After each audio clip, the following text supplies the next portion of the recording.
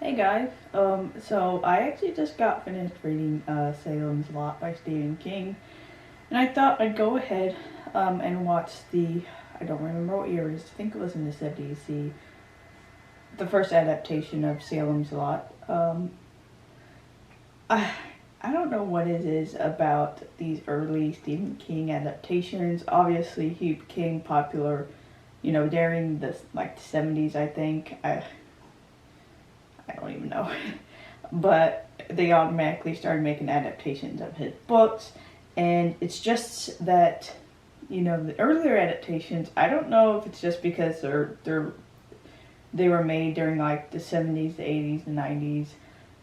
And they're just so different from today's versions that they just have their own, I guess, charm. I find them interesting watching earlier Stephen King adaptations. So I am interested in seeing what exactly we get with this one. So,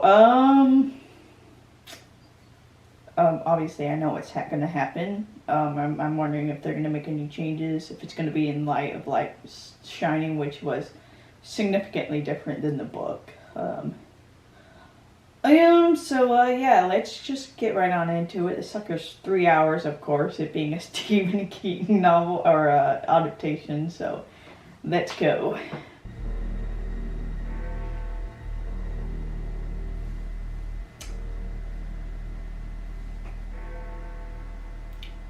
See if I recognize any of the actors from the younger days.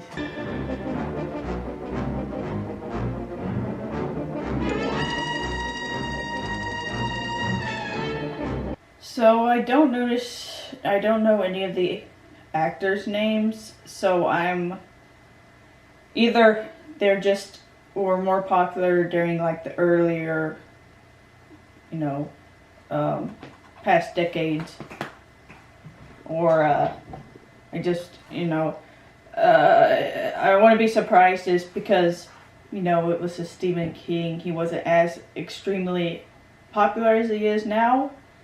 They got lesser known actors to play the roles.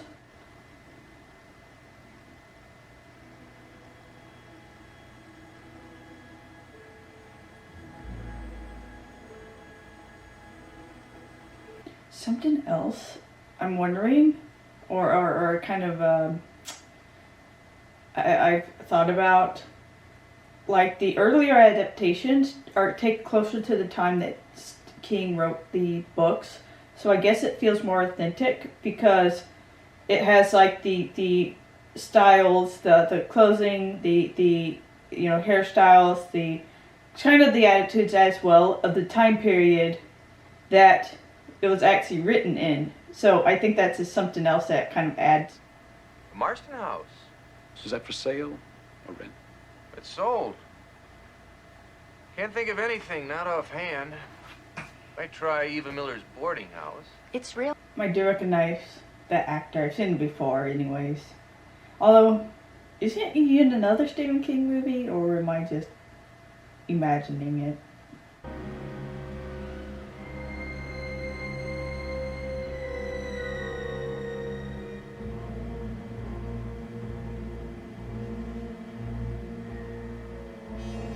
One thing I'm noticing, it's pretty much with every movie, the music is being used to kind of set the tone for everything. So when he and Susan met, it was more romantic. Now here, despite the house looking not very ominous, the music is just making it very ominous, and his reaction to it and everything like that. Every one of them an old man who kept asking, what's he done?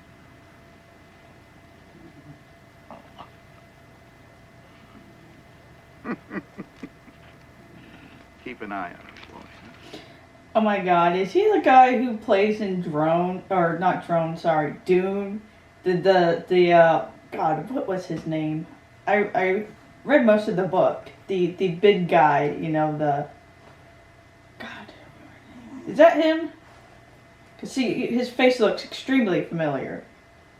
I'm not noticing a lot of actors I've seen before in other movies. I just haven't recognized remember the names.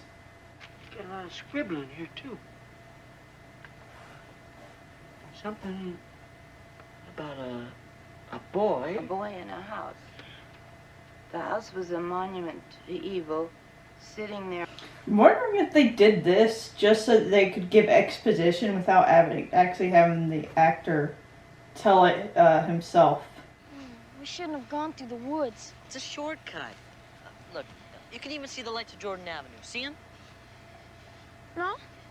Hey, I'm going.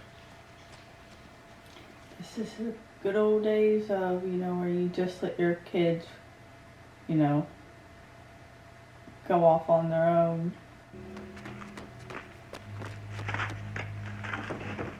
Listen. You hear that?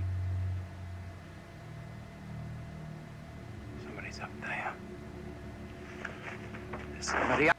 So, obviously, there's already a vampire there before Barlow came along.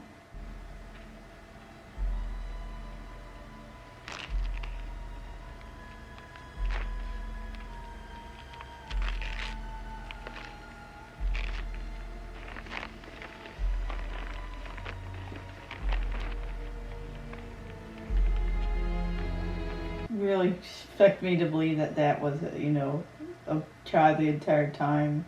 Would have definitely been bigger, even if he was just a boy. And I guess he's the one who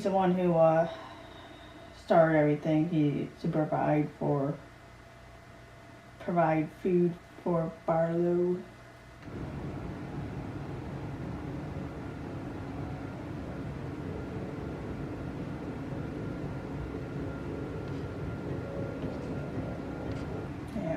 This creepy as fuck. One, kids are always fucking creepier in horror movies. And two, I always have that kind of horror, fear of just looking out the window and seeing someone stare back at you. Although it's kind of funny how he's just like, floating there. Kind of a goofy effect. Oh, something all just happens. Since I came here. Well, you didn't have anything to do with it.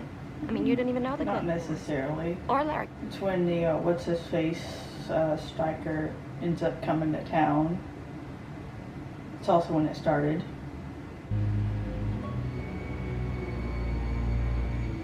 Kind of bad when you always end up feeling more, sad by the animal's death than humans. I always get more emotional when it involves animals.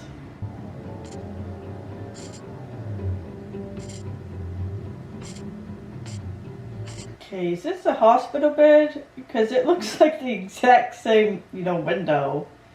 They just reuse his room.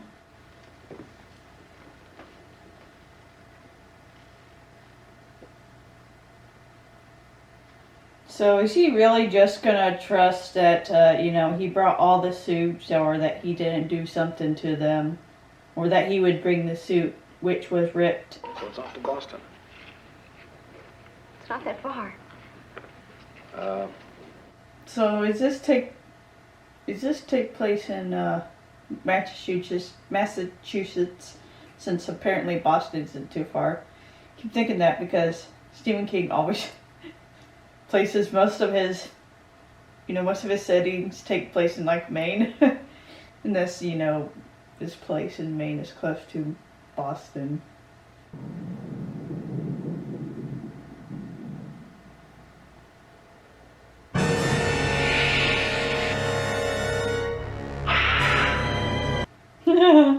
I'm sorry, every time they bite their neck I just laugh because it looks so goofy.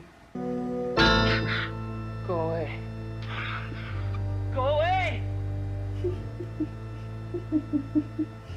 This is so the reactions.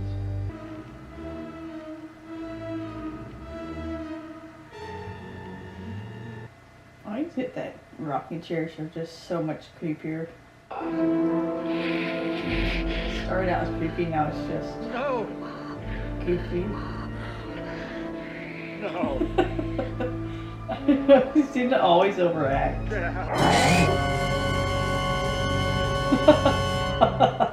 Okay, so I saw the cover of Barlow on, or I saw the image of Barlow on the cover, so I already knew what he looked like.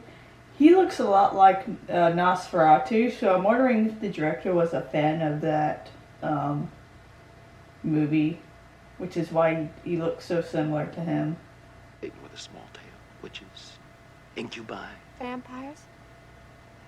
In Salem's lot. I always found it fascinating that so many people, religious people, were skeptical of vampires and all that. And yet they believe in God and everything. This visible being in the sky. You know that it's just because they were raised to believe in this being, this God. But then vampires and stuff like that has always been taught to them as being, well, made up. So they're able to, like, it's kind of cognitive dissonance.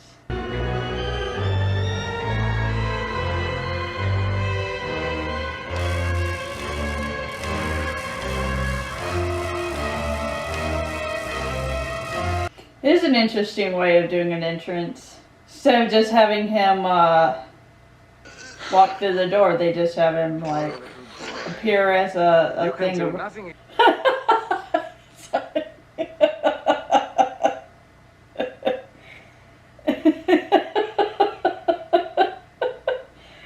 The fact that he was just so slow, What would you give to reprieve him this night to save him for another night? So they're doing the whole, Barlow doesn't actually talk, Stryker does the talking for him. Run! So is Barlow controlling Stryker, controlling him through his mind and all that?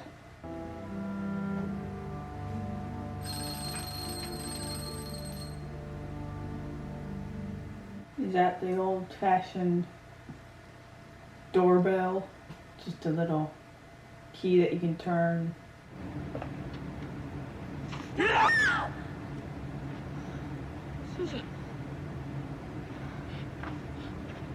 Why does that thing behind him look like Jar Jar Binks?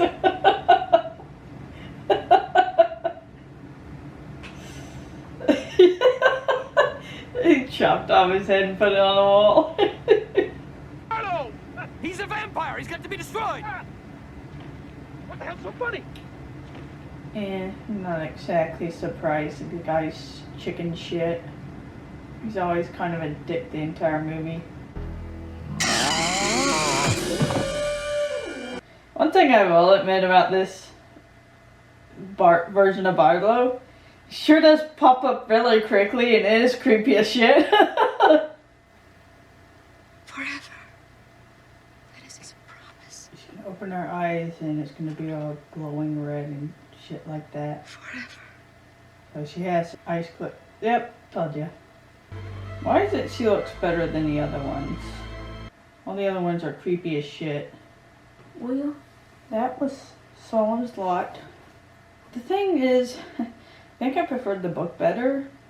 There are certain changes that I just, I don't know. At least with it, just in the context of the movie, it was kind of, I guess, anticlimactic. Like Stroker, he plays a prominent part in the movie, but he, the death scene's kind of anticlimactic because he gets, like, we see that he has this incredible strength and he impales the guy, but then he turns around and gets taken out with some bullets. And then, of course, Barlow gets taken out incredibly easily. They just fucking find him and then stake him and that's it.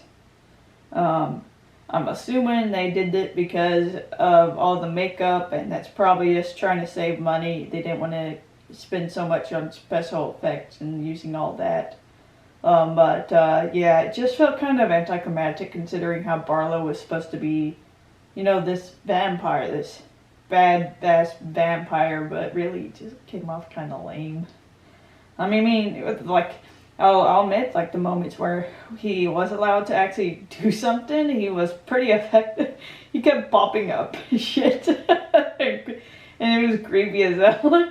But other than that, I mean, I will say that the Susan and the Ben romance was, I think, better in this movie just because, not necessarily that they focus as much on it, but I don't know, maybe it's just good chemistry between the actors, or the music helped as well, kind of set the romantic tone and all that. But I do think I do like their relationship better. I think it's more developed in this one, and so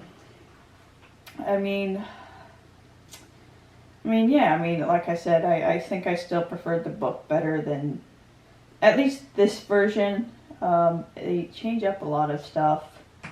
I feel, I guess, just to differentiate themselves from a novel, but I know that they did another version.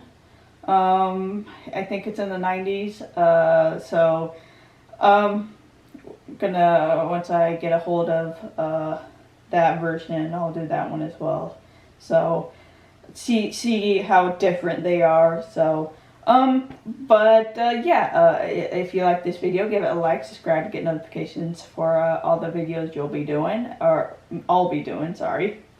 And yeah, if you like Stephen King, and you have any movies or adaptations that you like, or books, some of your favorite books, just let me know in the comments. I'm always willing to talk. I find Stephen King a very fascinating character or person.